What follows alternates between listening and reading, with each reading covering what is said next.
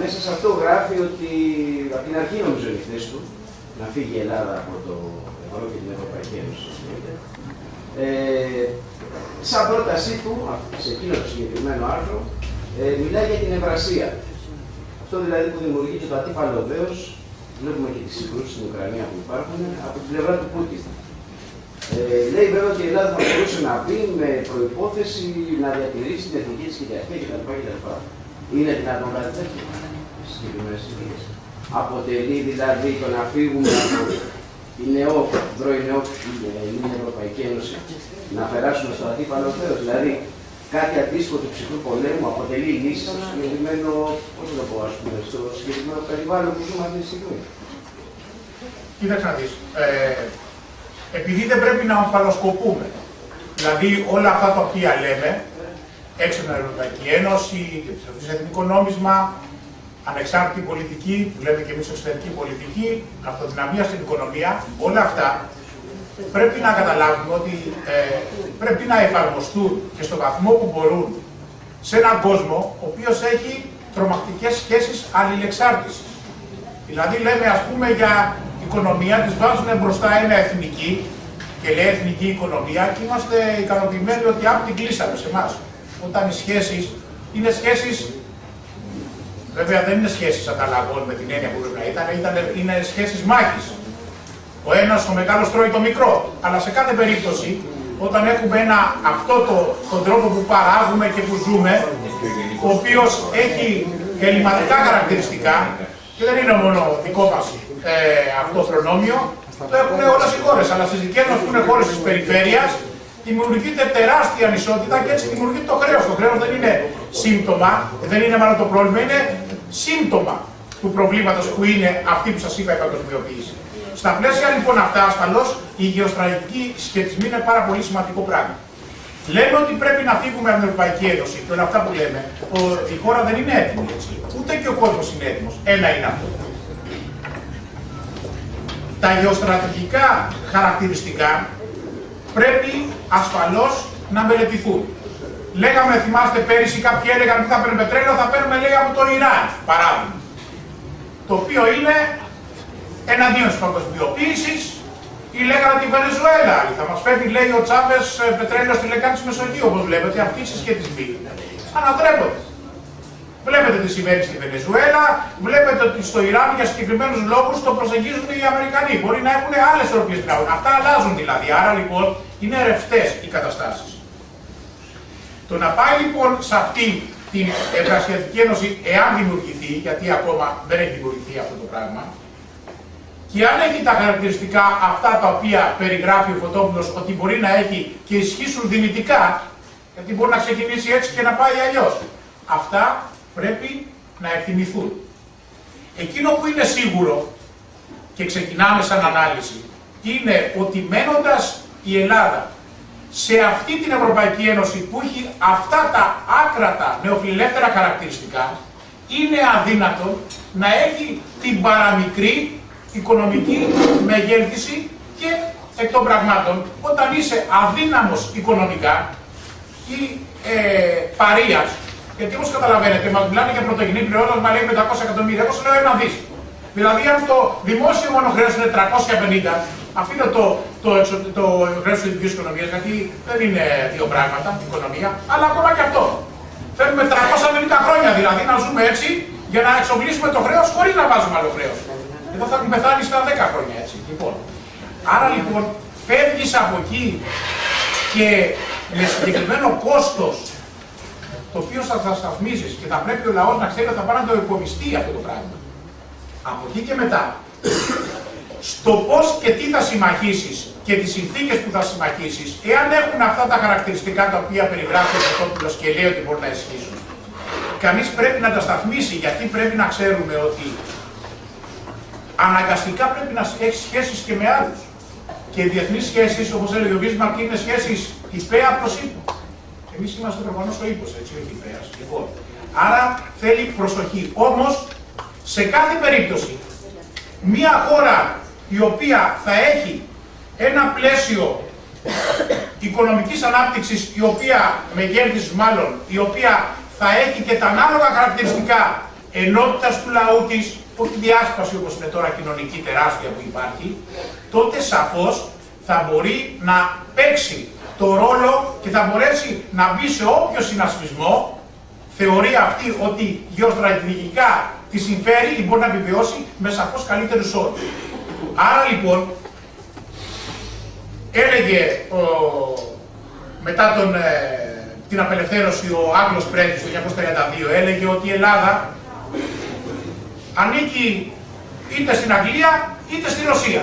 Και αφού δεν μπορεί να ανήκει στη Ρωσία, ανήκει στην Αγγλία. Αυτό το συλλογισμό έχει.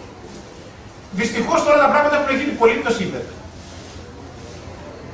Θα πρέπει να έχουμε γεωστρατηγικούς στόχους και σχεδισμούς με δυνάμεις, με κράτη που είναι έξω από την Ελλάδα. Είναι αδύνατο να λειτουργήσουμε διαφορετικά, έτσι.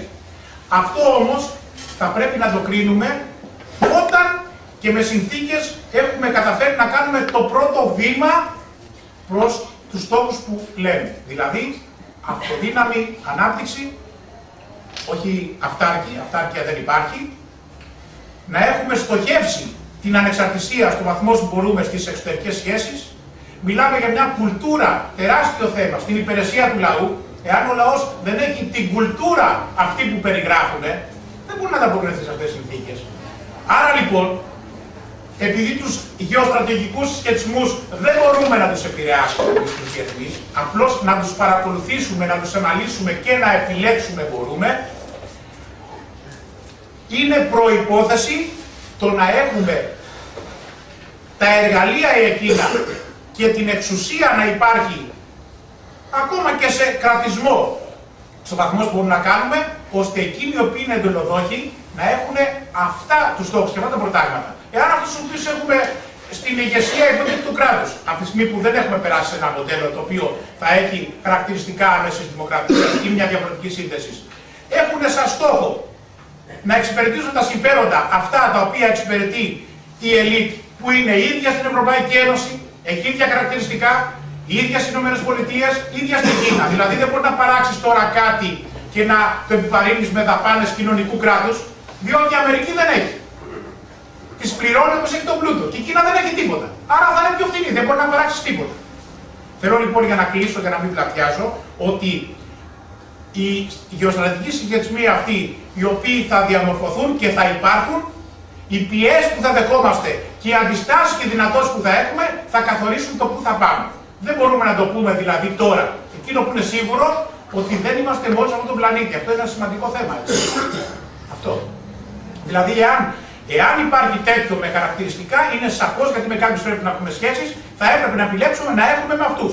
Αυτή τη στιγμή, εάν ισχύσει αυτό που λέει ο Φωτόπουλος, ότι εκεί θα υπάρχουν μεν οι σχέσεις αυτές μετάλλευση της αγοράς, αλλά εν πάση περιπτώσει θα αναγνωρίσει το ρόλο του κράτους και του έθνους που θα μπορεί να κάνει κάποιες παρεμβάσεις και να μην είναι τα πάντα ανεξέλεγκτα.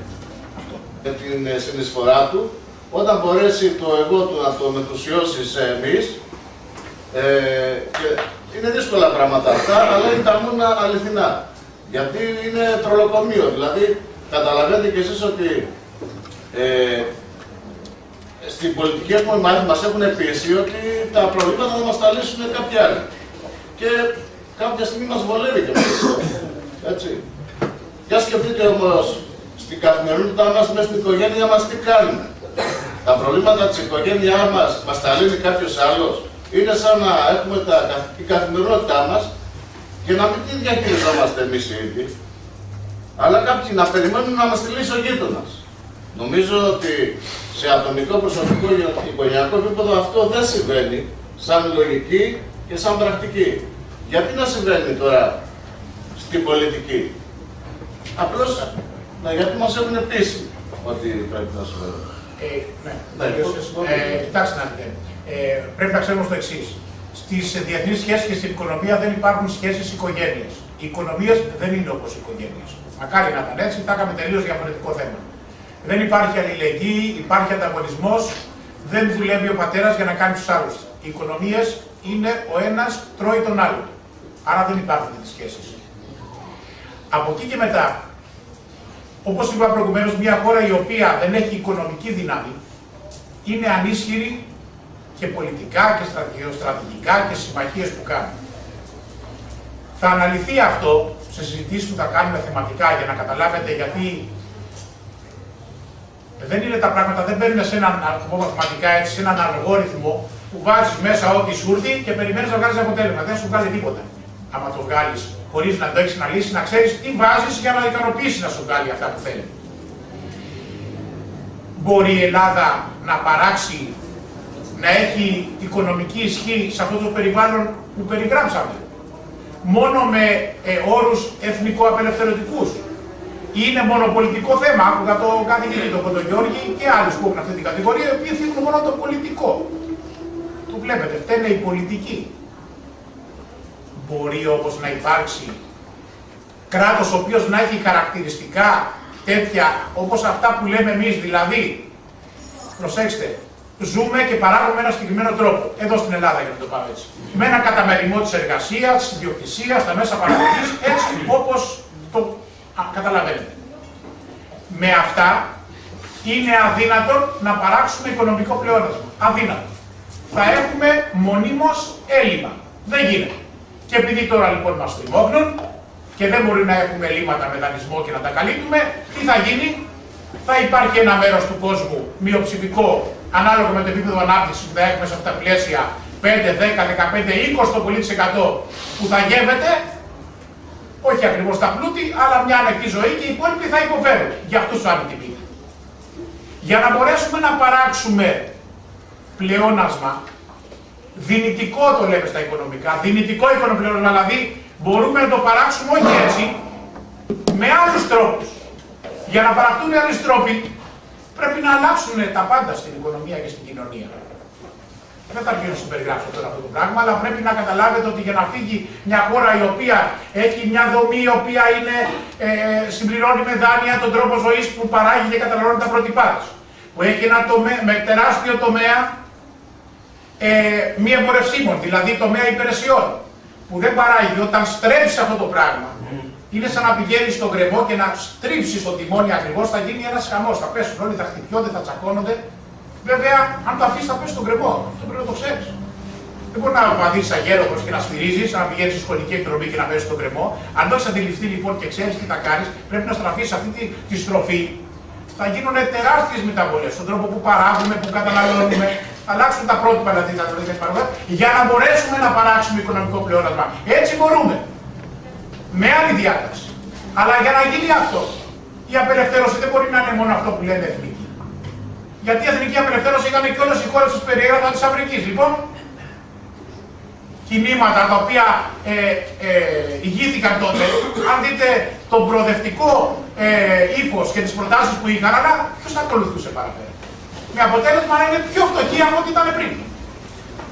Άρα λοιπόν, η απελευθέρωση που λέμε, αν το πούμε έτσι σημαντικά, θα πρέπει να είναι όχι μόνο εθνική, αλλά και κοινωνική. Με την έννοια ότι πρέπει να βγουν οι κοινωνικές δυνάμεις, οι οποίες θα παράξουν τον διαφορετικό αυτόν τρόπο. Ο οποίος δεν μπορεί να είναι στερητικός, γιατί η κοινωνία νιώθει ότι στερείται. Δεν θα ακολουθήσει. Αλλά σε άλλες εποχές θα το λέγαμε πριν από 10, 15, 20 χρόνια. Και πριν από 5-6 χρόνια στην Ελλάδα δεν μας έμοναστε ποτέ εδώ. Θα είναι κανείς τι μου λες τώρα. Φεύγω και το σπίτι μου και το αυτοκίνητό μου, δύο αυτοκίνητα, τώρα δεν τα έχεις όμως. Άρα λοιπόν, αφού δεν τα έχεις, δεν σου λέμε μια λιτότητα προτεσταντική, η κοινότητα του φιλελεύθερου που λέει ότι εσύ φταίς, μην καταναλώνεις, είσαι λιτά. Ή του θρησκευόμενου που λέει εδώ λιτότητα στον ουρανό θα τα ζήσεις μετά όταν πας. Μιλάμε για μια ποικιλομορφία και έναν διαφορετικό τρόπο ζωής και ευτυχίας. Αυτό μπορεί να παραχθεί. Μπορεί να γίνει. Αλλά θέλει διάταξη τελείως διαφορετική. Θέλει άλλες κοινωνικές συμμαχίες, άλλη λογική. Αλλά για να μπορέσουμε λοιπόν να εφαρμοστούν αυτά που συζητάμε, τα οποία θα μας δώσουν μεγαλύτερη ευτυχία, καλύτερο τρόπο ζωής, αυτό το ευζήν που είπα προηγουμένως, αυτό προϋποθέτει αλλαγές πολύ μεγάλες. Μπορεί να σας φαίνεται βαρύ, κολοσιαίο να φαίνεται, αλλά το άλλο είναι το αναπόδραστο. Το άλλο είναι το αναπόδραστο. Αυτός είναι ο δρόμος για την απόδραση. Αλλά αυτό θέλει δουλειά.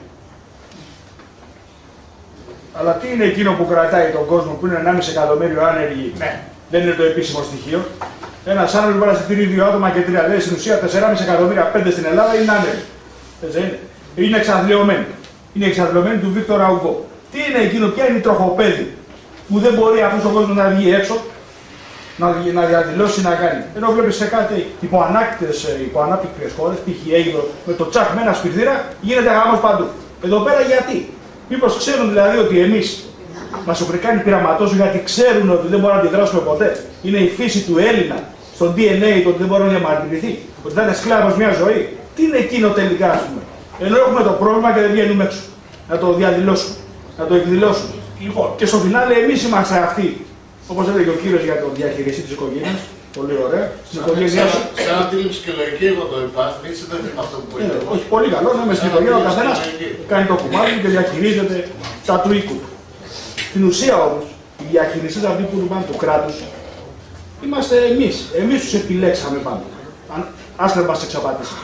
Ο ένας με τα λεφτά υπάρχουν, ο άλλος με τα 18 σημεία. Γιατί λένε, ας πούμε, ο Παπαγαλάκα της τηλεόρασης, τους ψηφίσαν. Δεν τους ψηφίσαμε, μας εξαπάτησαν. Άλλο το ένα και άλλο το άλλο.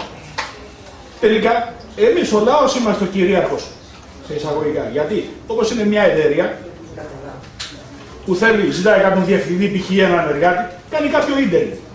Και κάνει τους ενδιαφερόμενους και λένε εσύ παίρνεις τη δουλειά. Στην ουσία, εμείς είμαστε που δεχόμαστε προσκλήσεις και θέλει να ακολουθήσει τη διακυβέρνηση του κράτους. Καραμαλής, Παπαλιός, τίποτε μάλιστα. Τι ηθικία έχεις, τι πρόσοντα έχεις, ένας ήταν πιτσαδόρος. Έτρεχε λέει πιτσαρία λέει στην Αμερική και τον κάναμε πρωθυπουργό. Έτσι είναι. Άρα δηλαδή, εμείς είμαστε οι διαχειριστές. Εμείς έπρεπε να έχουμε το πάνω χέρι. Κι όμως δεν το έχουμε. Τελικά, τι συμβαίνει, γιατί, ποιοι είναι οι λόγοι κατά τη δικιά σας εκτίμηση? Θα πούμε και τη δικιά μας. Θα ήθελα να πω, μήπως θέλει κάποιος άλλος τα ερωτήματα, ωραία ερωτήματα που τεθήκαν και πολλά θέματα, να πει κάποιος την άποψή του. Πλάτια σαν λιγάκι, αλλά όχι, ναι. Θα συμπληρώσεις κάτι. Ναι. Να μιλήσω εγώ. Όποιος θέλει και δεν Μιλάνε και μετά. Εντάξει, μιλήστε εσείς. Ναι. Το ένα είναι ότι ο κόσμος δεν έχει εναλλακτική πρόταση του να τον πει. Δηλαδή υπάρχει ο μπαμπούλας στο αγνός του και υπάρχει και η κατάσταση που ζει. επειδή δεν το πείθει πάλι καταφέρει πάλι στους ίδιους. Δεν έχει την πιστή από κάτι. Δηλαδή το να βγαίνει να λες να καεί το μοντέλο η Βουλή, και μετά τι. Μετά τι. Αυτός είναι ο ένας λόγος. Ο άλλος λόγος είναι η δουλειά που κάνει το σύστημα με το Μέγκα και όλους αυτούς. Γίνεται, τους γανώνει το κεφάλι κάθε μέρα. Και το τρίτο είναι μάλλον ψυχολογική αιτία, έτσι όπως θα το περιγράψω. Δηλαδή όταν το λιοντάρι βουτήξει το θύραμα, μάλλον θέλει να επιτεθεί στο θύραμα, πρώτα θα κοιτάξει να το σκάσει, θα κοιτάξει μετά να παλέψει. Σε αυτή τη φάση πιστεύω ότι ο κόσμος πέρασε όταν ήταν στις πλατείες και έτρωγε τα δακρυγόνα. Και στην τρίτη φάση, όταν τον έχει βουτήξει από το λαιμό και λέει τώρα με τρώει, αποστασιοποιείται. Είναι η φάση που παγώνει και αποστασιοποιείται και για να μην βιώσει το θάνατο. Και πιστεύω ότι ο κόσμος σε ένα μεγάλο βαθμό είναι σε αυτή τη φάση. Πάνω στο συγκεκριμένο θέμα, εγώ έχω γεννηθεί το 1965. Τη Χούντα τη θυμάμαι ελάχιστα. Δηλαδή το 1974 που ανατράπηκε ήμουν ήδη 9 χρονών. Όμως θυμάμαι στην τηλεόραση της ΙΕΝΕΔ δεν υπήρχε τίποτα. Η ΙΕΝΕΔ, το αν υπήρχε το δεύτερο κανάλι. Ναι, αν υπήρχε ήδη. Πάση περιπτώσει το θυμάμαι όμως το Γεωργάλα. Τον αντίστοιχο πρετεντέρι της εποχής. Σαν φάτσα που έβγαινε και έλεγε τα διάφορα, δεν καταλάβαινα. Θυμάμαι όμως παρόλο. Τι θέλω να πω, ο λαός τότε την ίδια προπαγάνδα έτρωγε στο κεφάλι. Όμως ήταν ένας λαός διαφορετικά σημωμένος. Ένας λαός ο οποίος είχε περάσει από την 30ετία μετά τον εμφύλιο που πέρασε ό,τι πέρασε. Τα παιδιά, η νεολαία. Εγώ θυμάμαι δηλαδή μέχρι το 78-80 έτσι είχαμε. Τις ειδικάτες που ήμασταν πολιτικά μιλάγαμε. Τώρα οι νεολαίοι δεν ξέρω με τι ασχολούνται. Δεν έχω και επαφή, αλλά πιστεύω ότι δεν ασχολούνται. Δεν διαβάζουν πολιτικά, δεν κάνουν τίποτα. Βάσει περιπτώσει, για να καταλήξω έτσι, τότε νεολαίο, τότε λαός εξεγέρθηκε και δημιούργησε το Πολυτεχνείο και ό,τι μετέπειτα επακολούθησε έτσι. Πιστεύω ότι για μένα τα συγκεκριμένα, τα σημερινά συστήματα είναι τελείως διαφορετικά. Έχουν προχωρήσει πάρα πολύ. Έτσι. Και γι' αυτό ακριβώς το λόγο μπορούν και αυτή τη στιγμή κρατάνε λογοτομημένο τον λαό και δεν μπορεί να προχωρήσει παρακάτω. Μιλάμε για τον ίδιο λαό, το λαό της εθνικής αντίστασης, το λαό του Πολυτεχνείου και μιλάμε και για το λαό του 21ου αιώνα, τον ελληνικό λαό. Δεν νομίζω ότι έχει αλλάξει. Σαν συνέχεια, έτσι. Απλά είναι τέτοια τα συστήματα και πρέπει να πολεμηθούν σε τέτοιο βαθμό, ώστε να κοπεί αυτή η λογοτομία, να επανέλθει δηλαδή. Να υπάρξει ένα reset, ο ελληνικός λαός, ο Έλληνας, να καταλάβει τι του συμβαίνει πάνω από. Εγώ πιστεύω ότι ο ελληνικός λαός στα 2 πρώτα χρόνια της κρίσης είχε καταλάβει ελάχιστα πράγματα. Ειδικά στην επαρχία τίποτα. Κατά την άποψή μου τώρα αρχίζει η επαρχία και καταλαβαίνει κάποια συμπτώματα της κρίσης. Δηλαδή είναι σαν να ζούσαμε στην Ελλάδα των 2 ταχυτήτων. Οι μεγάλες πόλεις στα μεγάλα αστικά κέντρα και οι επαρχιακές πόλεις με όλο τον υπόλοιπο κόσμο. Τουλάχιστον την προσωπική μου επαφή έτσι όπου είχα. Τώρα πια πιστεύω ότι έχει καταλάβει τι γίνεται, δεν θέλει το μνημόνιο, δεν του αρέσει, αλλά πιστεύει ότι με κάποιο τρόπο ίσως να γυρίσουμε και εκεί που ήμασταν μέχρι το 9, ότι ίσως καλυτερέψουν και τα πράγματα. Και αυτοί που δεν το πιστεύουν αυτό, φοβούνται να πάνε παρακάτω, καθαρά πιστεύω για προσωπικούς λόγους, δηλαδή σου λέει τι θα γίνει, θα χάσω τις καταθέσεις μου, θα χάσω τα λεφτά μου, κάτσε να καθίσω εδώ που κάθομαι και βλέπουμε πώς θα εξελιχθεί ας πούμε η κατάσταση. Και το δεύτερο τραγικό είναι ότι ακόμα και αυτοί που προβληματίζονται και σου λένε ναι εντάξει θέλω την αλλαγή, σου λέει ωραία πες μου ποιο να ψηφίσω, ποιο να βγάλω, δεν υπάρχει κάποιο να ψηφίσω, δεν μου αρέσει με εμένα αυτή που κυβερνάει τώρα, αλλά είναι μια εναλλακτική λύση. Η αντιπολίτευση σημαίνει δεν τον πείθει με αυτά που λέει και βέβαια φοβάται και πάρα πολύ την έννοια φεύγω από την Ευρώπη, φεύγω από το ευρώ. Αυτό δηλαδή του δημιουργεί πάρα πολύ μεγάλη ανασφάλεια. Δεν έχει πιστεί για το τι θα γίνει, τι μπορεί να κάνει με την εναλλακτική λύση έτσι με εθνικό νόμισμα κτλ. Ούτε κάποιος μπορεί να τον πείσει για αυτό. Και τώρα όσο για τους άνεργους που δεν αντιδράνε, κατά την άποψή μου πιστεύω ότι ένα κομμάτι των ανέργων ακόμα συντηρείται από το οικογενειακό του περιβάλλον. Δηλαδή έχουν οι νέοι δηλαδή ειδικά, έχουν το χαρτιλίκι από τον μπαμπά, από τη μαμά, από το συγγενικό κύκλο. Δεν πιστεύουν ότι πρέπει να κάνουν κάτι πιο δραστικό. Είναι και η εποχή λιγάκι, είναι πιο πολύ μέσα στην τεχνολογία, ο νέος κόσμος θέλω να πω. Αυτοί που αντιδράνε είναι οι μεγαλύτεροι σε ηλικία και αυτό αν δεν είναι εξαπλωμένο. Γιατί αν ο άλλος πεινάει, ας πούμε, δεν έχει να τρέξει την οικογένειά του, δεν θα σκεφτεί πώς θα πάω να διαμαρτυρηθώ ή τι θα κάνω για να διαδηλώσω. Θα σκεφτεί πού θα βρω φαγητό να φάω, εγώ και τα παιδιά μου. Δεν ξέρω αν ο κόσμος θα ξυπνήσει. Κατά την άποψή μου, θα ξυπνήσει όταν φτάσει στο τελικό στάδιο πλέον. Κατά τη γνώμη μου. Εκτός αν βρεθεί κάποια ηγετική φυσιογνωμία που τον αφυπνίσει. Αυτό. Το τελικό στάδιο ποιο είναι? Το τελικό στάδιο είναι η πλήρη εξαθλίωση. Δηλαδή να γίνουμε 5 εκατομμύρια άνεργοι. Αυτό. Πόσο είμαστε? 2,5. Και είπατε προηγουμένως ότι 1,5 εκατομμύριο που είναι άνεργοι συντηρούνται από τους γονείς. Δηλαδή είπα ένα κομμάτι. Ένα κομμάτι. Πώς είναι αυτό το κομμάτι? Μπορεί να μου εξηγήσει? Εντάξει, δεν μπορώ να το εγώ γιατί σας το λέω αυτό. Έχω ξαδέρφια τα οποία είναι 30 χρονών και είναι άνετα και συντηρούνται από τους γονείς. Δεν έχουν συμμετάσχει ποτέ σε μια συλλογικότητα. Αυτό το κομμάτι πόσο είναι? Δεν μπορώ να πούμε η μισή. Η μισή. Δηλαδή, και οι άλλοι μισοί έχουνε? Όχι, δεν έχουν. Απλά λέω ότι οι υπόλοιποι, κατά τη γνώμη μου, οι οποίοι είναι σε αυτή τη δύσκολη θέση, επειδή ακριβώς είναι σε αυτή τη δύσκολη θέση, δεν μπορούν να αντιδράσουν. Διότι εγώ, ας πούμε, τώρα, αν πεινάω και την οικογένειά μου, θα γυρίζω τους δρόμους γύρω-γύρω έξω και να βρω φαγητό να τους ταΐσω. Μπορεί να μην έχω το κουράγιο να πάω σε μία διαδήλωση, διαμαρτυρία ή οτιδήποτε. Και υπάρχει και ο κόσμος ο οποίος έχει βαρεθεί να τρώει τα χημικά από την αστυνομία κτλ. Και δεν κατεβαίνει καν στο Σύνταγμα. Δηλαδή σου λέει να πάω να κάνω στο Σύνταγμα. Κατέβηκα, με πήρανε, έφαγα τα χημικά, κάθομαι σπίτι μου τώρα. Τελείως. Ο κόσμος νομίζω ότι πρέπει να αλλάξει σελίδα. Και να σας πω κάτι, η επαρχία παίζει μεγάλο ρόλο. Στην επαρχία δεν συνειδητοποιούν τι γίνεται. Στην επαρχία υπάρχει ένα καφενείο και μια τηλεόραση, όπως είπατε. Οι αγρότες τώρα τους είδατε με τα μέτρα που λένε να τους βάλουν και τώρα ξαναβγήκαν έξω. Γιατί τους στήξανε. Ναι, αυτό σας λέω. Έχω και συγγενείς αγρότες και όποτε τους έχω δει, λέω παιδιά, εσείς τι κάνετε εδώ πέρα. Να πω κάτι. Είμαστε πολύ μεγάλη παρέα. Καλό είναι, όμορφα είναι αυτά, αλλά καλά είναι να. Εντάξει. Αν θέλετε, Κώστα, ναι, αν θέλετε να γίνει μια σύνθεση, ναι, εντάξει. Μπορεί να μπει και να τα συνθέσουμε αυτά λίγο, γιατί δεν είναι ώρα, υπάρχουν απαντήσεις, ναι. Ότι θα πρέπει πάλι ο λαός να μάθει να αγωνίζεται. Δεν αγωνίζεται ο λαός. Και δεν αγωνίζεται γιατί υπάρχει ότι τα 30-40 χρόνια περάσαν την μεταπολίτευση, κανένας δεν το διδάξει στο λαό να αγωνίζεται. Τον θέλανε όλοι, είτε η πολίτευση, είτε στην πολίτευση, είτε αντιπολίτευση, τον θέλανε ψηφοφόρο, απλά ψηφοφόρο και τίποτε άλλο. Περάσαν οι γενιές που δεν έμαθαν, δηλαδή τα παιδιά μας, εδώ και τα εγγόνια μου τώρα που αν δεν έχει παντρευτεί κόρη, είναι μικρή ακόμα. Δηλαδή, όλες αυτές οι γενιές δεν μάθανε στα παιδιά τους να αγωνίζονται, ούτε και οι ίδιοι.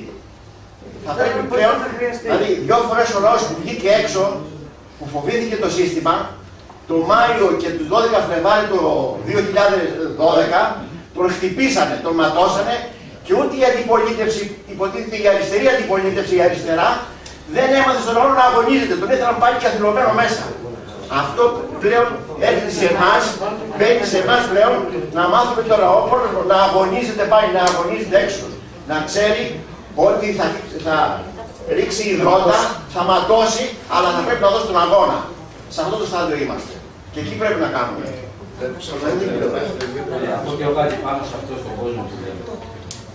Αν εξαιρέσουμε, και απογοητευόμαστε όλοι, και εγώ είμαι απογοητευμένος από τον κόσμο και τον λαό, αν εξαιρέσουμε την περίοδο της κατοχής του Γερμανού κατακτητή, δηλαδή που βλέπανε τον εχθρό κατάματα με το όπλο και ο λαός και πώς το κάνουν, δηλαδή θέλανε την ελευθεριά τους και το βλέπανε κατάματα και ξέρανε τι έπρεπε να κάνουν. Όλες οι άλλες τελευταία επανάσταση που έκανε ο λαός στην Πούτρα, ο Ρανάβρας και εσύ, δεν έγινε έτσι εύκολα. Μην ξεχνάμε ότι περάσανε 7 χρόνια και δημιουργήθηκαν κάποιες συνθήκες. Αυτές οι συνθήκες ήταν και η κατάρρευση της οικονομικής, τέλος πάντων, εκμάρειας που έδινε η Πούτα, κατάρρευση κάποια στιγμή. Και επειδή το καθεστώς ήθελε να ομαλοποιήσει την πορεία του, δηλαδή σιγά σιγά να εκδημοκρατιστεί, ήταν πρόσχημα τέλος πάντων αυτό, δεν ξέρω τι μπορεί να διατηρηθεί έτσι. Αλλά αυτό που τελικά συντέλεσε στην εξέλιξη του Πολυτεχνείου ήταν οι ίδιοι φοιτητές. Αυτό που οι φοιτητές καταφέρανε και κάνανε, πάνω σε αυτό που ένας συγκέντρος βρεθεί και μας σηκώσει όλους, οι φοιτητές αυτό που καταφέρανε και κάνανε ήταν να αυτοοργανωθούν, να μην προβάλλουν μπροστά οι ηγέτες. Όταν το καθεστώς τους έπαιρνε τους πρωτοπόρους τέλος πάντων και τους έστελνε με επιστράτευση το μέτρο που κάνει για τους φοιτητές, τους επιστράτευε για να φύγουν από το κίνημα, ανεδεικνύονταν άλλοι από τη βάση και αυτό τελικά ήταν που κατάφερε να διατηρήσει το φοιτητικό κίνημα. Και όπως και να το κάνουμε, δηλαδή ήταν το μόνο που κατάφερε να μαζικοποιήσει το λαό. Γιατί όλες οι αριστερές οργανώσεις είχαν διαλυθεί, δεν υπήρχε τίποτα. Αυτό είναι το στοιχείο που πρέπει να κρατήσουμε. Ότι το φοιτητικό κίνημα αυτοοργανώθηκε και ποτέ δεν έβαλε, ξέρω εγώ, από τους πρωτοπόρους που όλοι πάντα υπάρχουν πρωτοπόροι, δεν έβαλε ηγετική μορφή μπροστά. Και γι' αυτό διατηρήθηκε. Γι' αυτό δεν μπόρεσε και το καθεστώς τότε η Χούντα να τον νικήσει. Δεν ήξερε ποιον να χτυπήσει. Αυτό είναι που πρέπει να κρατήσουμε. Από εκεί πέρα χρειάζονται συνθήκες. Ποιες ήταν αυτές οι συνθήκες, δεν υποκτή δική μας είναι άγνωστες. Μπορεί να είναι σε 1 χρόνο, μπορεί να είναι σε 2 χρόνια, σε 3 χρόνια. Και Χούντα 7 χρόνια αυτή. Μην απογοητευόμαστε. Κάποια στιγμή θα έρθει, εγώ πιστεύω. Αρκεί κάποιοι να μείνουν, επειδή μου να κρατάνε το φρόνημα. Θα έχει συντελεστεί καταστροφή με αυτό το θέμα. Ο φίλος που σας απλώς όσο μπορούμε λίγο πιο σύντομα να πούμε αυτή που ήταν που αυτό. Το θέμα που θέλω να καταλήξω εδώ. Εδώ βλέπουμε, έτσι, από την ημέρα που ξεκίνησε όλη αυτή η κατάσταση, δημιουργηθήκαν πόσα κινήματα, το δεν πληρώνω κρέμασε τον κόσμο.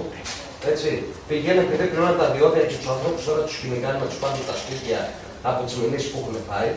Και βλέπεις ότι δημιουργούνται τόσα κινήματα, πηγαίνει ο κόσμος και ξαναφεύγει πάλι σπίτι του. Δεν γίνεται τίποτα. Βλέπεις τις συνδικαλιστικές παρατάξεις. Το πάμε. ΓΕΣΕ, ΑΔΔ, σε μια απραξία. Εγώ πιστεύω ότι το πιο σημαντικό είναι ότι πρέπει να πάμε να πιάσουμε αυτούς και να κοπανίσουμε. Η ΓΕΣΕ και την ΑΔΔ. Τους συνδικαλιστές. Πρέπει να δει ο κόσμος, γιατί η ΓΕΣΕ είναι η μεγαλύτερη συνδικαλιστική παράταξη που υπάρχει στην Ελλάδα. Είμαστε όλοι εκεί μέσα, εγγεγραμμένοι. Καταρχήν είμαστε όλοι θύματα της τηλεόρασης εδώ μέσα, όλοι, όλος ο κόσμος. Έτσι, γιατί αν δεν θα πιστεύαμε είτε στη ΓΕΣΕ, είτε στο ΚΚΕ, είτε δεν ξέρω στο ΣΥΡΙΖΑ, είτε οπουδήποτε. Βλέπουμε ότι δεν μπορούμε να πιστέψουμε σε κανένα. Τι είναι αυτό?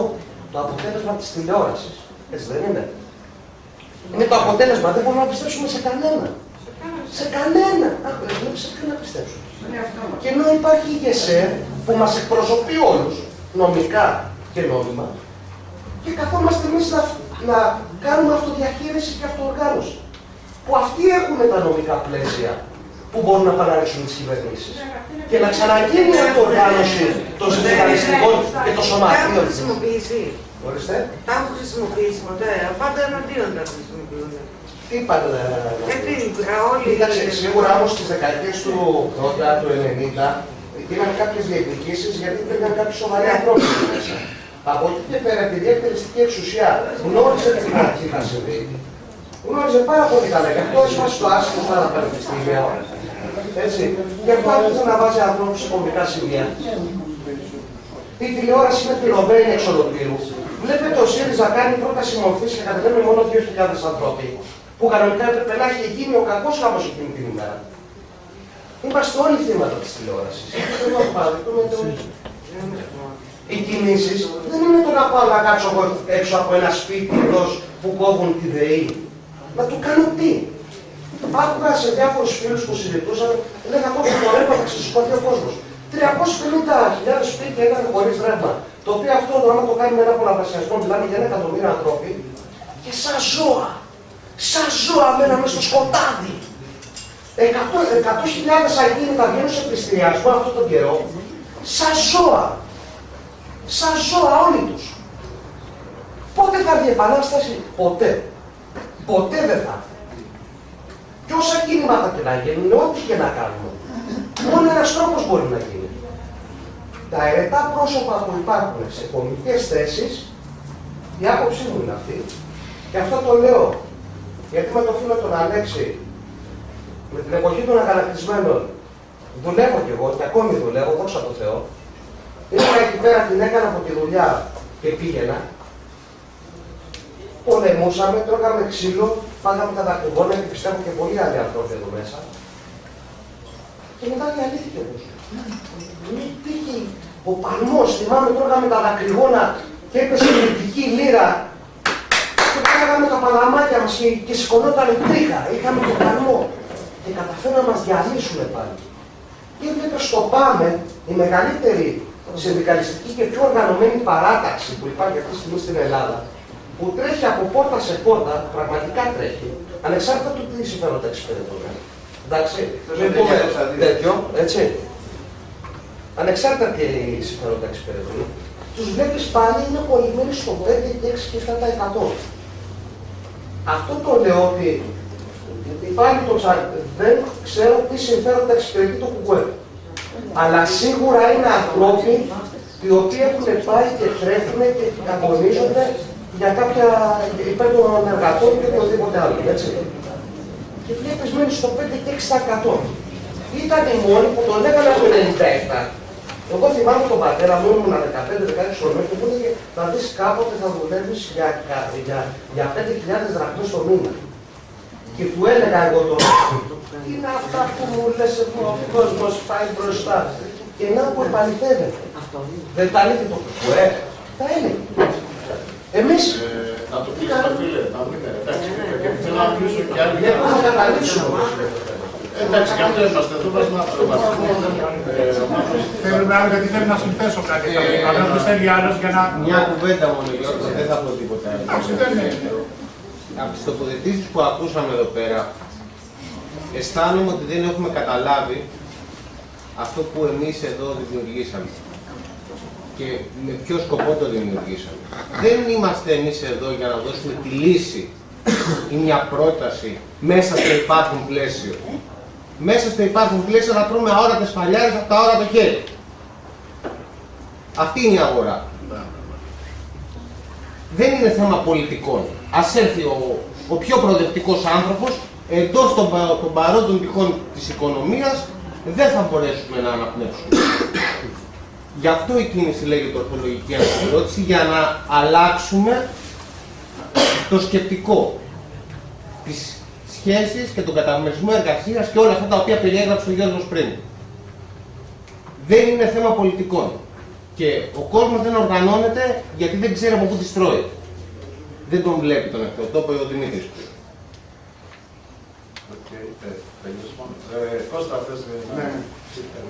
Βασικά χαίρομαι για τη δημιουργία της κίνησης και μακάρι πολλοί συμπολίτες μας να δημιουργούν τέτοιες αντίστοιχες κινήσεις.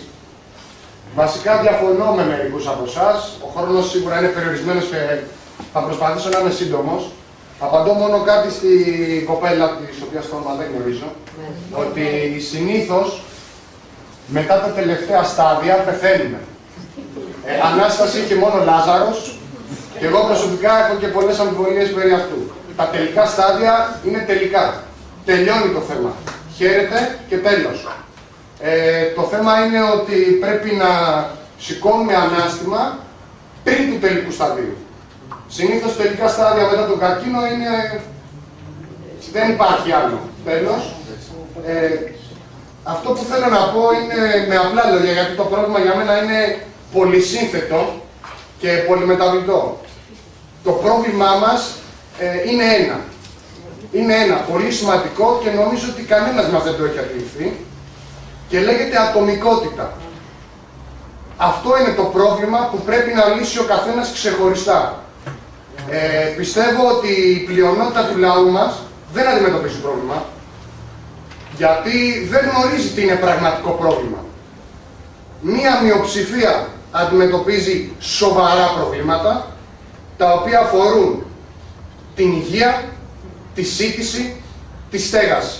Αυτά είναι τα σημαντικά προβλήματα. Δεν είναι σημαντικό πρόβλημα εάν κάποιοι πριν είχαν 2 αυτοκίνητα και τώρα πηγαίνουν με το λεωφορείο, εάν έβγαιναν 5 φορές την εβδομάδα για διασκέδαση και τώρα βγαίνουν 1 φορά το μήνα και νομίζουν ότι κάτι τους έχει συμβεί. Δεν είναι πρόβλημα όταν μια οικογένεια εξοικονομούσε 4.000 ευρώ το μήνα, ενώ τώρα ζει με 800, 500 και 400 ευρώ. Όχι, δεν είναι πρόβλημα. Πρόβλημα είναι όταν σε πετάνε έξω από το σπίτι σου. Πρόβλημα είναι όταν κλαίνουν τα παιδιά σου και δεν έχεις να αγοράσεις γάλα. Πρόβλημα είναι όταν είσαι άρρωστος, πεθαίνεις και δεν μπορείς να μπορέσεις να αγοράσεις φάρμακα. Σε αυτά τα στάδια είναι ελάχιστοι οι συμπολίτες μας που έχουν φτάσει. Είναι ελάχιστοι. Νομίζουμε ότι είναι πάρα πολλοί. Είναι ελάχιστοι. Οι περισσότεροι εξημών έχουμε το εξής πρόβλημα. Ζούσαμε με 1.000 ευρώ, με 2.000 ευρώ και τώρα ζούμε με το 1/4 του εισοδήματος που είχαμε πριν 4 χρόνια. Και θεωρούμε ότι είναι μέγιστο αυτό το πρόβλημα. Συνεχίζω λέγοντας ότι το 2012 δεν έγινε καμία προσπάθεια επανάστασης, δεν υπήρχαν αγανακτισμένοι. Όχι. Μια μειοψηφία επίσης ανθρώπων προβληματισμένων προσπάθησαν να κάνουν μια κίνηση και όλοι οι περισσότεροι και όλοι οι υπόλοιποι στην πλειονότητά τους πήγαν σε ένα πολύ μεγάλο πανηγύρι. Αυτό είναι. Ένα πάρα πολύ μεγάλο πανηγύρι το οποίο είχε σουβλάκια, είχε κλαπατσίμπαλα, είχε συζητήσεις περί ανέμων και υδάτων, γελίες, συγγνώμη τώρα που τις χαρακτηρίζω συζητήσεις, του πώς θα μπούμε στη Βουλή, του πώς θα πάρουμε την εξουσία, άνθρωποι που πριν ένα ελάχιστο χρονικό διάστημα δεν είχαν μπει καν στη διαδικασία να σκεφτούν τι είναι πολιτικό σύστημα, τι είναι δημοκρατία εν πάση περιπτώσει, τι είναι ολιγαρχία, ποιον ψηφίζω, τι θέλω από τη ζωή μου, τι κάνει ο συνάνθρωπός μου και γιατί δεν του λέω καλημέρα. Αυτά είναι τα ουσιαστικά μας προβλήματα. 550.000 κινήσεις να γίνουν, 800 δισεκατομμύρια αναρτισμένοι να βγουν, που νομίζουν ότι είναι. Εάν μέσα στην τοπική κοινωνία του καθενός, μέσα στη γειτονιά, δεν πάψει να υπάρχει αυτό το άσχημο χαρακτηριστικό που έχουμε, η ατομικότητα, δεν πρόκειται να γίνει τίποτα. Τίποτα. Οι περισσότεροι από εμάς, αυτή τη στιγμή, γιατί ακούστηκαν που λένε ότι είμαστε ζώα, 850.000 δεν έχουν ρεύμα κλπ.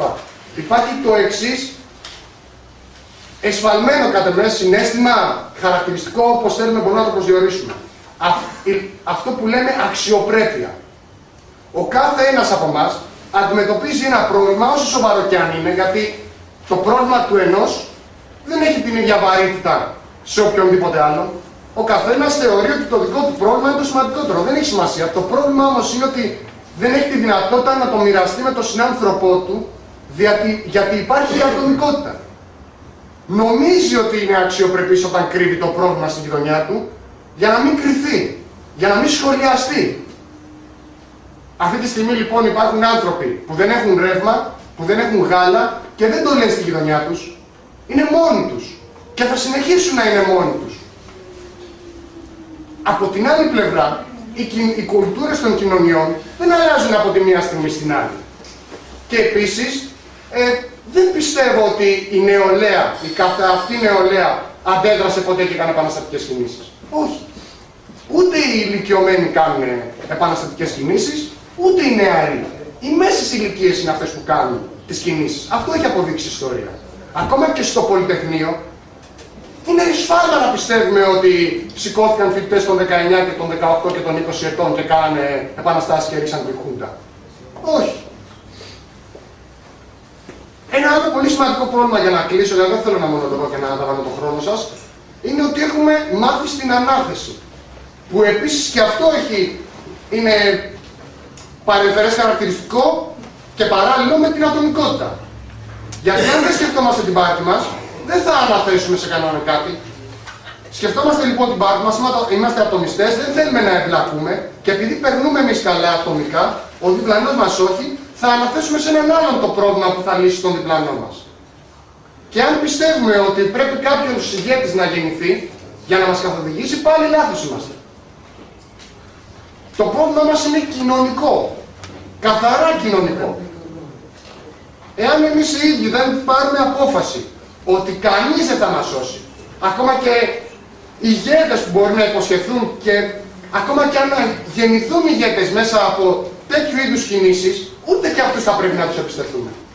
Θα πρέπει κατά νου να έχουμε πάντα την ανάκληση. Να σκεφτόμαστε με το εμείς και να ανακαλούμε κάποιον που σκέφτεται ατομικά. Αυτό έκανα να πω. Ευχαριστώ πολύ. Μπορώ να ολοκληρώσω? Βεβαίως.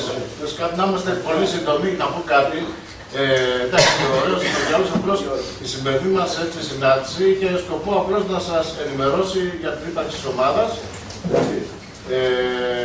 Κάθε Τετάρτη, όχι, δεν είναι κατά ανάγκη, όχι, βεβαίως, και αυτό το κάναμε. Απλώς να μην κουράσουμε τον κόσμο.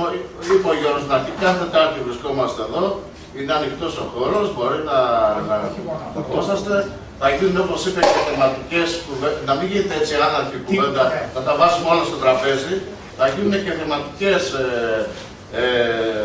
μάλλον συναντήσεις υπομορφή σεμιναρίων, πέστε έτσι, θεματικά. Πλέον να μπορούμε έτσι πιο τακτοποιημένα τις σκέψεις μας να τη φέρουμε. Σήμερα κυρίως η συνάντησή μας είχε την ορεινία ότι την ύπαρξη της ομάδας, να συνειδητοποιήσει την ύπαρξη της ομάδας και να το πούμε κιόλας, και αυτό είπα στην αρχή, άτυπα, δηλαδή δεν το ανοίξαμε κι εμείς, είπαμε σε έναν φίλο μας, απλώς, έτσι. Θα προχωρήσουμε και αργότερα σε πιο τυπική. Και βεβαίως να πείτε λίγο πιο σύντομα, να το κλείσει και ο Γιώργος και να... Εγώ θέλω να πω ότι έξω υπάρχει ένα χαρτί, όποιος θέλει, γιατί όταν γίνουν θεματικές και αυτά, να αφήσετε κάποιο τηλέφωνο και τα email και το ονοματεπώνυμο. Καλό είναι για να μπορούμε να σας ειδοποιήσουμε. Πέρα από ότι ξέρω κάθε Τετάρτη μαζευόμαστε εδώ στις 7. Ναι, για πέρα σίγουρα. Νομίζω τουλάχιστον αυτό έχω καταλάβει εγώ και από τα παιδιά που συζητάνε εδώ, αλλά και από την εμπλοκή μου στα κινήματα και σε όλα αυτά που βιώσαμε περισσότερο αυτά τα τελευταία χρόνια. Ότι αν αισθανόμαστε απειλή και αν κάτι τελικά είναι η αιτία του κακού, νομίζω το Γιώργος, είναι αυτό το σύστημα, το πιστωτικό σύστημα. Με όποιες πολιτικές μπορεί να έχει, από τη μια πλευρά ή από την άλλη. Αν αυτό το κατανοήσουμε σε βάθος, θα πρέπει να δούμε ότι εμείς ως οντότητες είμαστε τρισυπόστατα. Δηλαδή έχουμε τις πολιτικές μας υποχρεώσεις και συμμετοχές και αγώνες, όπως θέλετε πέστε το. Έχουμε τις κοινωνικές μας υποχρεώσεις με την κοινωνία στην οποία ζούμε γύρω μας. Είτε εντάσσεται σε μικρή κλίμακα της γειτονιάς, είτε σε μεγάλη ενός κράτους έθνους. Αλλά έχουμε και τις ατομικές μας ευθύνες. Δηλαδή, για να μην μακρηγορήσω, ότι ακόμα και αν όλοι αυτοί οι αγώνες συνεχιστούν και θα πάρουν σίγουρα στη συγκεκριμένη περίπτωση πολλά χρόνια, ευωδώσουν, αν δεν αλλάξουμε και τον τρόπο ζωής μας, δηλαδή αν με τον τρόπο, την ατομική μας υπόσταση, δεν την αποεμπλέξουμε από αυτό το σύστημα που εμείς συντηρούμε, το χρηματοπιστωτικό που είναι η αιτία του κακού, δεν θα έχουμε πετύχει αναλογικά με την αγώνα και με την προσπάθεια που θα έχουμε κάνει το επιθυμητό αποτέλεσμα, που είναι η αλλαγή. Θα πρέπει λοιπόν να το ψάξουμε περισσότερο. Και όχι να μπούμε σε μια λογική ότι το 2008 ενδεχομένως είναι η λύση, να πάμε ξαφνικά σε μια λογική να ζούμε όπως ήμασταν από το 2008 και πίσω. Απλό παράδειγμα για να γίνει κατανοητό. Αν μπορούμε τελικά σε ατομική βάση να αλλάξουμε, να μην υποστηρίξουμε αυτό το χρηματοπιστωτικό σύστημα. Σκεφτείτε τη σχέση που έχουμε εμείς με το χρήμα, με το χαρτονόμισμα. Μπορεί να περιοριστεί αυτό. Μπορούμε δηλαδή να ζήσουμε χωρίς το χρήμα. Να το σκεφτούμε. Μπορούμε να ζήσουμε και να τρεφόμαστε χωρίς το σούπερ μάρκετ, χωρίς την πλαστική τροφή. Μπορούμε να καταπολεμήσουμε τις ασθένειες με αυτοίαση. Σας βάζω μερικούς προβληματισμούς για να δούμε τι δυνατότητες έχουμε εμείς ως μονάδες. Που δεν μας βάζει το σύστημα τόσα εμπόδια για να μην το κάνουμε.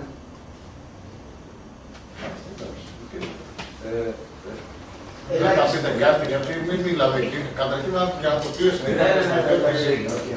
Για άλλο λόγο αντικανονικό. Μην κουράζετε και τον κόσμο. Δεν ξεκινάμε. Καταρχήν δεν θα τα κλείσουμε τα θέματα όλα σήμερα. Δεν γίνεται. Ανοίγονται σήμερα, έτσι κι αλλιώς ανοιχτήκαμε να ανοίγονται σήμερα. Είπαμε κάθε Τετάρτη βρισκόμαστε εδώ. Έχουμε πει ότι θα κάνουμε και κύκλο πολλών θεματικών σε πάρα πολλά σημεία για να είναι η σκέψη μας πιο ταυτοποιημένη. Μην τα βάζουμε όλα έτσι. Ναι, για να πέστε πολύ γρήγορα.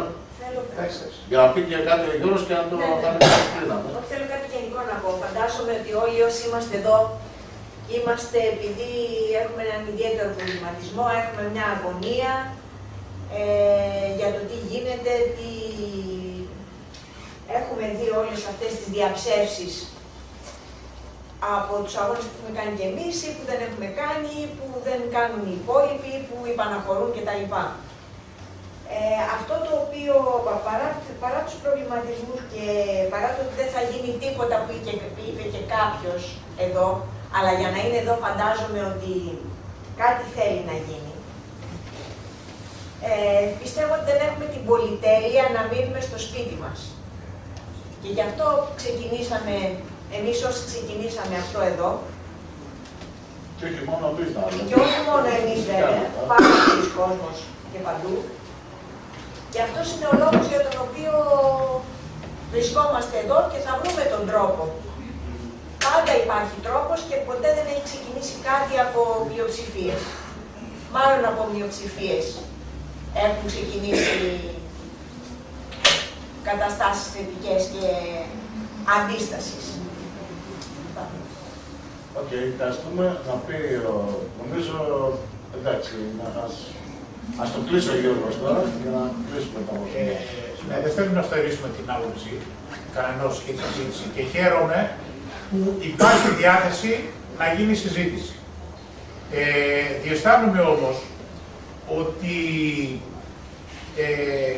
έχουμε μεταφέρει αυτό που σας είπα προηγούμενα. Δηλαδή έχουμε μεταφέρει την προσωπική μας εμπειρία, αυτή που αισθανόμαστε και παίρνουμε πρωτόλια από το περιβάλλον και την έχουμε κάνει πεποίθηση και δεδομένο. Τέθηκαν πάρα πολλά θέματα στο τραπέζι. Εύχομαι να έχουμε συμμετοχή, όχι την Τετάρτη που έχουμε κυρίως οργανωτικά θέματα, αλλά σε θεματικές συζητήσεις που τα τίθενται οι παράμετροι ξεχωριστά. Γιατί έτσι αντιλαμβάνουμε ότι ο καθένας θέλει να πει τη γνώμη του, την τοποθέτηση είναι σεβαστή, πέφτει το ένα θέμα πάνω στο άλλο. Έχω την αίσθηση ότι δεν ακούμε, αλλά θέλουμε να πούμε αυτά που έχουμε μέσα μας, είναι νοητό και είναι κατανοητό μάλλον, αλλά θα πρέπει να το κάνουμε σε μια διαφορετική διάταξη, γιατί έτσι υπάρχει μπέρδεμα. Άκουσα πολλές απόψεις εδώ, δεν θα είμαι εγώ αυτός που κρίνω, Αλλά έχω πολλές απαντήσεις και διαφοροποιήσεις, όχι δικές μου προσωπικά, αλλά οι οποίες είναι μέσα από μια μελέτη και έρευνα 35 χρόνων και από γνώμες που έχουν κατασταλάξει από ανθρώπους της διανόησης του αγώνα παγκόσμια, όχι δικές μου, δεν μεταφέρω δικές μου απόψεις. Εάν λοιπόν αυτές τεθούν θεματικά, θα δείτε ότι θα αλλάξετε γνώμη και σε πολλά από αυτά τα οποία είναι. Γιατί διακρίνω πολλές αντιφάσεις. Θα πω έτσι επιγραμματικά μόνο, αλλά θα έλεγα, μακάρι να συμμετέχετε στα θεματικά και έτσι, να κάνουμε και τον διάλογο, αλλά να τίθετε πρώτα τα πράγματα, να έχετε μία άποψη η οποία είναι, ας πούμε, θεμελιωμένη, που ξεφεύγει από το πρώτο επίπεδο, και μετά να μπορέσετε να συνθέσετε και να ερμηνεύσετε το προσωπικό σας περιβάλλον και τις παραστάσεις του, θα τα βλέπετε τελείως διαφορετικά. Λέω έτσι απλά επιγραμματικά, όχι έτσι να απαντήσεις, αλλά να διακρίνω μερικά πράγματα τα οποία, για ξανασκεφτείτε το. Είπε ας πούμε ο Γιώργος ότι γιατί δεν επαναστατούν, βλέπουν τους Αιγύπτιους να επαναστατούν στο DNA του Δούλου. Κοιτάξτε, αν κάποιοι έχουν DNA Δούλου, αυτοί είναι Αιγύπτιοι. Οι Αιγύπτιοι έχουν DNA Δούλου, σαν λαός. Εάν υπάρχει το DNA. Δεν συμβαίνει ακριβώς με τους Έλληνες. Παρά τα 400 χρόνια σκλαβιά, οι Αιγύπτιοι είχαν έναν πολιτισμό τεράστιο. Πριν από τον ελληνικό πολιτισμό. Ο οποίος κατέρευσε και γιατί υπάρχουν τέτοια χαρακτηριστικά και ο τρόπος με τον οποίο εξεγείρονται τώρα, άσχετα που είναι υποκινούμενος, και τα αποτελέσματα τα βλέπετε ποια είναι, γιατί είναι αυτό το επίπεδο, δεν είναι λοιπόν θέμα DNA αν έχει. Αν κάποιος είχε DNA και το βάλουμε έτσι, περισσότερο θα έκανε οι Αιγύπτιοι παρά εμείς, ιστορικά.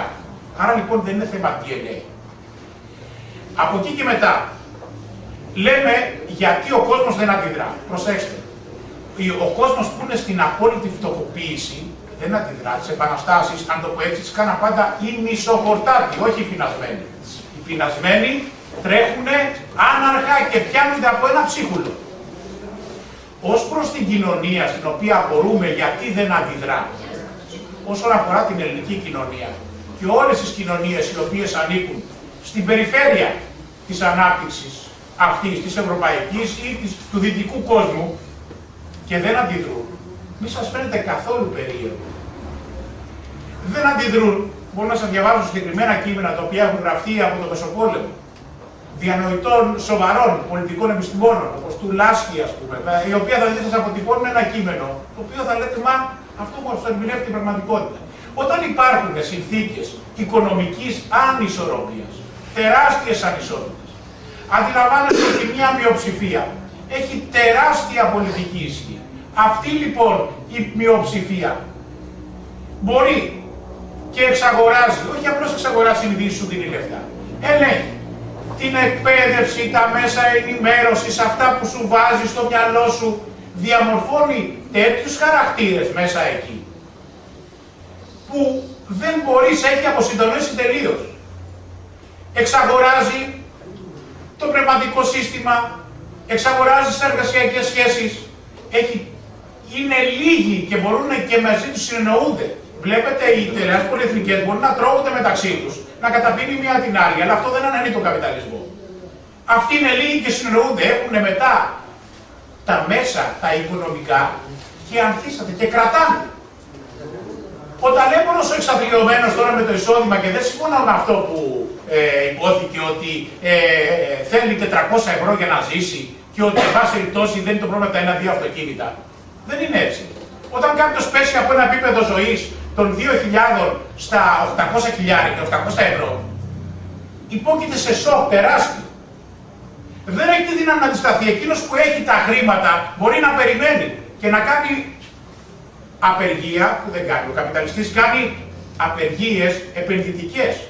Η επενδυτική απεργία είναι είδος το οποίο δεν είναι κολάσιμο, ίσα ίσα το περιμένουμε να έρθει να μας αναπτύξει.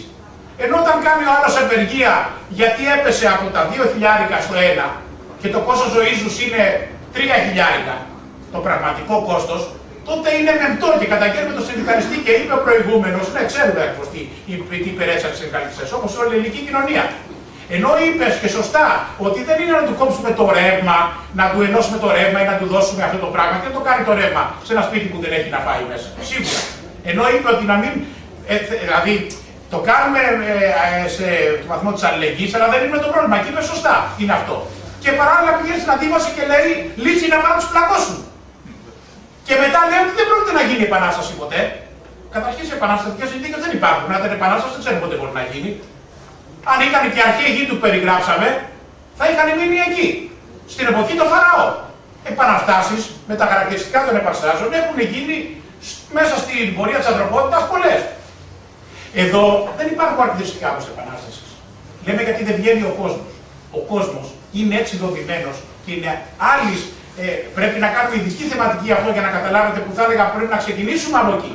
Από την κοινωνιολογική ανάλυση. Βεβαίως η επαρχία, όπως είπε η κοπέλα, έφτασε τώρα η κρίση, ξεκίνησε από εδώ, έφτασε και αλλά η κρίση ούτε άρχισε από την Αθήνα ή την Ελλάδα, ούτε τελείωσε στην επαρχία. Αυτό είναι μια συγκεκριμένη πορεία, η οποία δεν είναι θέμα σκοτεινών δυνάμεων. Λέμε, είπε προηγουμένως ο συναγωνιστής, ότι να κάνουμε τον ατομισμό μας και να πάμε στο εγώ. Μα τι περιέγραψε. Δεν είπα το αστικό σύστημα που είναι 200 χρόνια που πυρήνας του είναι το εγώ, το άτομο. Άρα τι να καταπολεμήσουμε αυτό μας έχει πει στο DNA μέσα μας. Και αυτά δεν γίνονται γιατί το είπε η θρησκεία, το αποφασίσαμε να είμαστε όλοι μαζί, πάμε και όλα αυτά. Δεν είναι θέμα ηθικών αξιών, δεν είναι ηθικό. Είναι θέμα συστήματος. Το σύστημα διαπλάττει τις αξίες, όχι οι αξίες στο σύστημα. Και αν το κάνουν σε μια παράλληλη πορεία, αλλά το πρώτο είναι το κυρίαρχο. Δεν θα περιμένουμε όλοι να γίνουμε καλοί άνθρωποι, ποτέ θα γίνουμε. Και τι σημαίνει το είναι το καλός. Και ο Σαμαράς και ο Στουρνάρας πολύ καλοί. Οι καλύτεροι για αυτούς που εξυπηρετούν. Όχι για μας. Λέμε γιατί τους βγάζουν. Μα το σύστημα είναι έτσι δομημένο που μας ενοχοποιεί. Είναι έτσι δομημένο που μας κάνει να αντιφάσκουμε όπως αυτό σας είπα. Να πιστεύουμε, ενώ ξέρουμε λέμε ότι δεν μας εκπροσωπούν, να τους ψηφίζουμε. Είμαστε ανόητοι. Όχι, ανόητοι δεν είμαστε. Είμαστε κακά ενημερωμένοι και φοβισμένοι. Όταν υπάρχουν αυτά τα διαδίδεται αυτός ο αχταρμάς στο μυαλό, δεν μπορεί να σκεφτεί, δεν μπορεί να πάρει αποφάσεις. Άρα λοιπόν, δεν είναι το θέμα τόσο απλό. Και είδα την ανάγκη εδώ καθένας να τοποθετηθεί και να πει, ακόμα και αυτά που είπε ο φίλος ο Βασίλης, ο οποίος λέει ας πούμε ότι να φύγουμε από το σύστημα, λέει αφορά και βάζει στο οικοσύστημα, δεν είναι έτσι αυτό.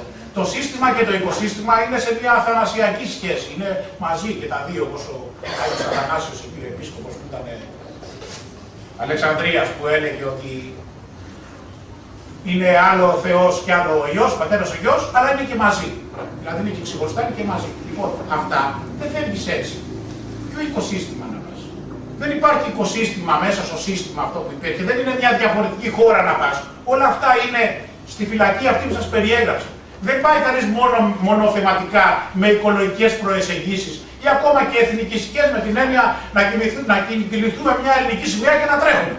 Και να λέμε τι έχουμε χρέος να το σβήσουμε. Τι θέλουμε, νόμισμα, να κόψουμε ένα νόμισμα δικό μας.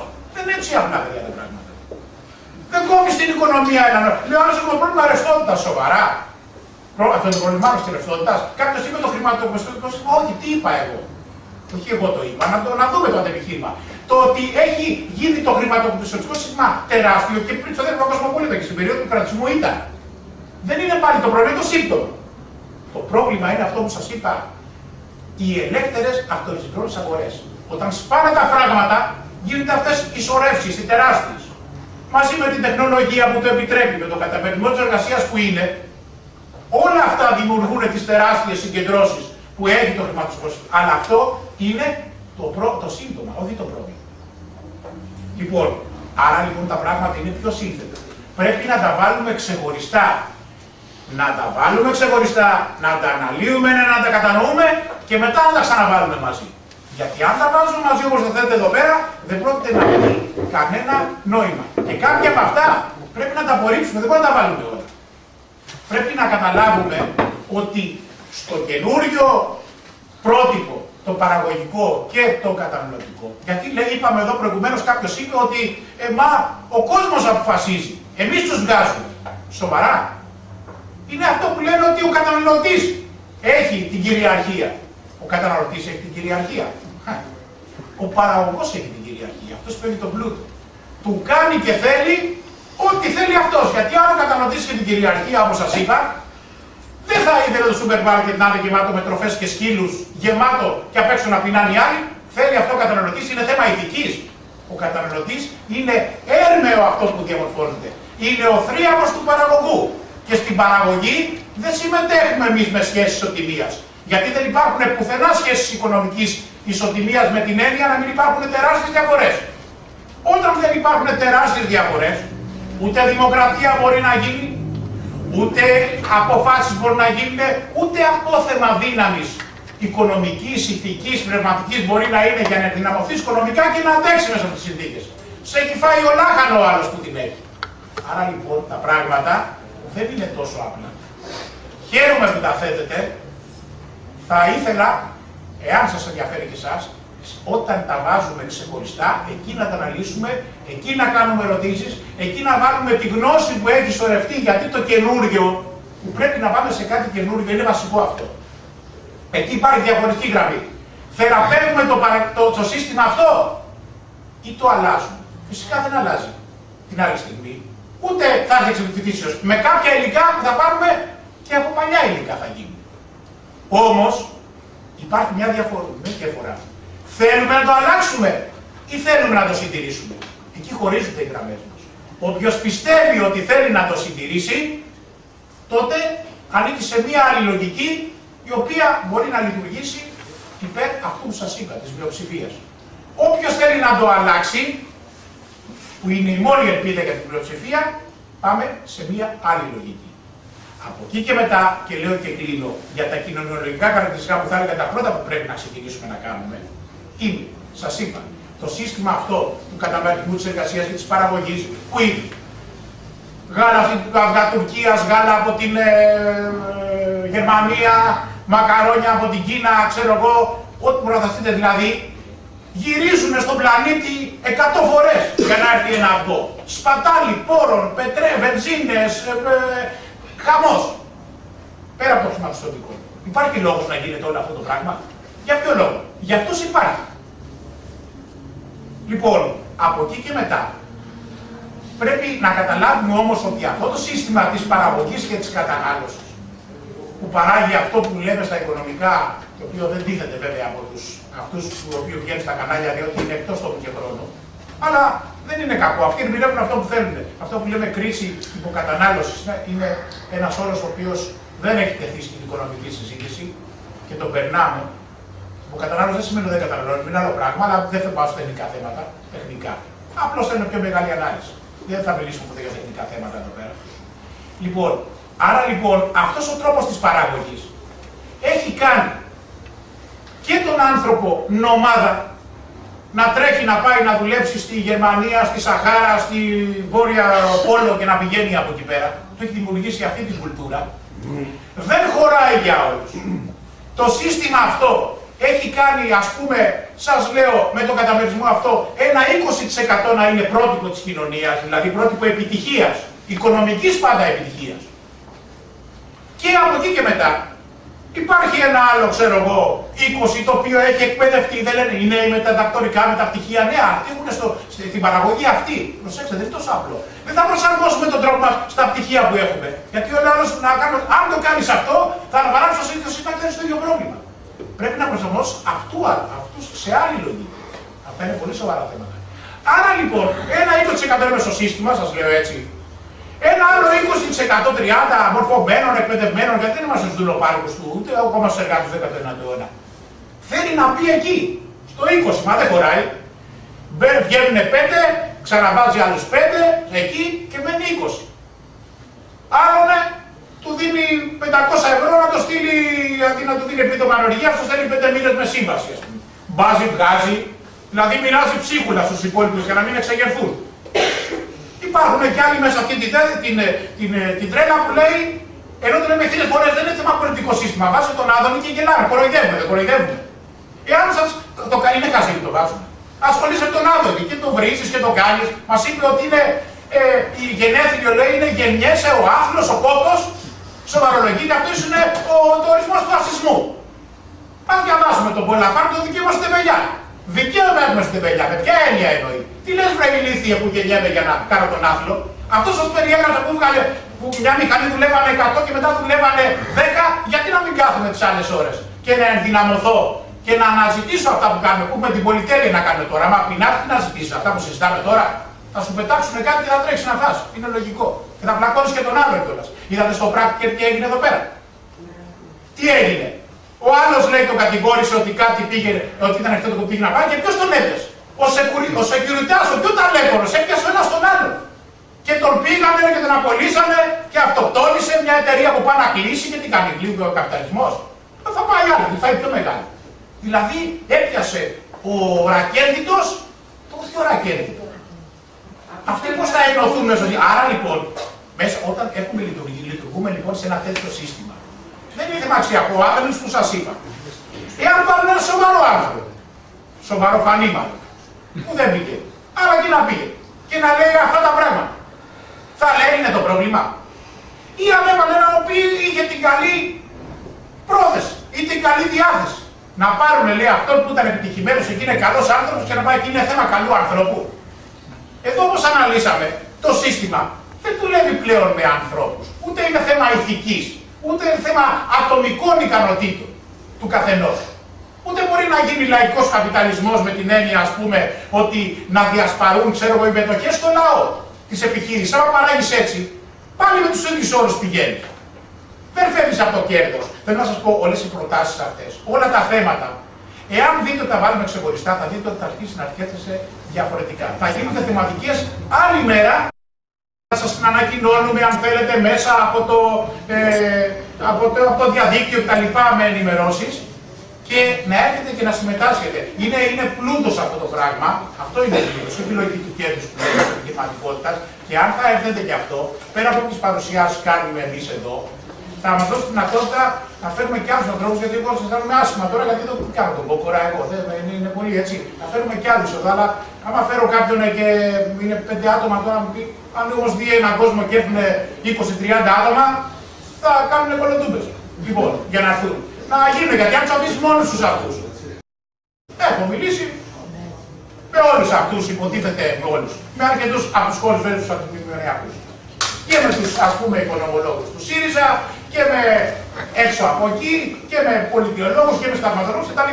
Αν μπλέξεις μέσα από εκεί, μπορεί και μιλήσεις είναι 5 από δάφτους, ο καθένας πάει να κάνει τους άλλους ακροατές του, έτσι. Λοιπόν, αυτό είναι άλλη στρέβλος. Λοιπόν, αλλά είναι σημαντικό μέσα από αυτές τις παρουσιάσεις να έχετε εξοπλιστεί, να έχουμε δηλαδή έτσι εξοπλιστεί. Και μόλις θα έχουν, να τους κάνετε ερωτήσεις σοβαρές. Να τους στοχεύετε, όχι να λέει κανείς ότι να μην ακούει ένα τον άλλο, να κάνει με τη φαντασιακού, να λέει ιστορίες. Ακούω τώρα, τι να σας πω τώρα, ερωτήσεις οι οποίες εντάξει δεν κατηγορώ τον κόσμο. Αλλά αυτό το εφόδιο έχει. Με αποτέλεσμα να γίνει πιο μεγάλο μπέρδεμα. Να φέρνει την ψαλίδα ότι ο ένας είναι ο σοφός και ο άλλος είναι κυρακατίνα και ανεκπαίδευτος, ή εν πάση περιπτώσει είναι μόνο θυμωμένος, άλλο αυτό το θυμωμένος. Μόνο θυμωμένος δεν κάνει τίποτα. Μπήκα και εγώ στα διόδια μια μέρα κατάλαβα και εδώ και έβριζα μόνος μου γιατί γαμώ τον κερατό που λέγω φύγα από εκεί, μου έλεγε οδηγίες αυτός, εγώ σκεφτιόμουν να μου λέει κύριε αν δεν με ακούσετε δεν αργείτε ποτέ από εδώ. Δεν τον άκουγα, δεν το είχα. Θέλω να πω ότι πρέπει να μάθουμε να ακούμε, όχι να γινόμαστε προφήτες, μάλλον ο παγίνος προφήτη, αυτό είναι το χειρότερο. Αν δεν μάθουμε αυτά που παίρνουμε, να τα κατανοήσουμε και να τα αναπαράγουμε και να τα συνδέσουμε με το που βάλουμε σε τέτοιο να μεταδώσουμε, αλλιώς, όπως σας το είπε όποιος είναι εδώ πέρα, αν το πάρει έτσι και το κουβαλάει έτσι, χάθεται. Είναι εδώ, μα θα χτυπιέται σαν τρελός. Δεν μπορεί να εξηγήσει τον άλλον και τον πλακώσει στο ξύνα. Καταλάβω το ζώο. Και μαζί η ανάγκη να μείνουμε ο ένας δίπλα στον άλλον. Για μένα αυτό είναι κορυφαίο. Λοιπόν, σήμερα τυπικά που κάναμε ένα καινούριο ξεκίνημα, δεν τελειώσαμε, δεν κλείνουν, είναι σίγουρα δεν κλείνουν όλα τα θέματα, ούτε σήμερα, ούτε αύριο. Ξανά λέω, σας ευχαριστούμε πάρα πολύ και θα ξαναπούμε. Καλή συνέχεια. Υπάρχει και λίγο έξω και... Ευχαριστούμε να το σκεφτούμε. Θα το δημοσιεύσουμε στις Κυριακές θα γίνει τελικά. Δεν ξέρω. Καταρχάς, όποιοι ενδιαφέρονται, ας πάρετε τη διεύθυνσή μας από το διαδίκτυο, θα αποφασίσουμε να δούμε την επόμενη, ας πούμε, πώς το λένε, μια συζήτηση θεματική και μακάρι να έχετε αυτή τη διάθεση και να έρθετε. Και όποιος θέλει να αφήσει τυχόν τηλέφωνο ή... Αυτό εννοείται, και αυτό λέω. Εάν δεν αφήσετε, δεν θα το δείτε. Αν θέλει να βρεθεί, απλώς θα φτιάξετε τον blog. Από εκεί και πέρα εξαρτάται από εσάς. Ευχαριστούμε πολύ.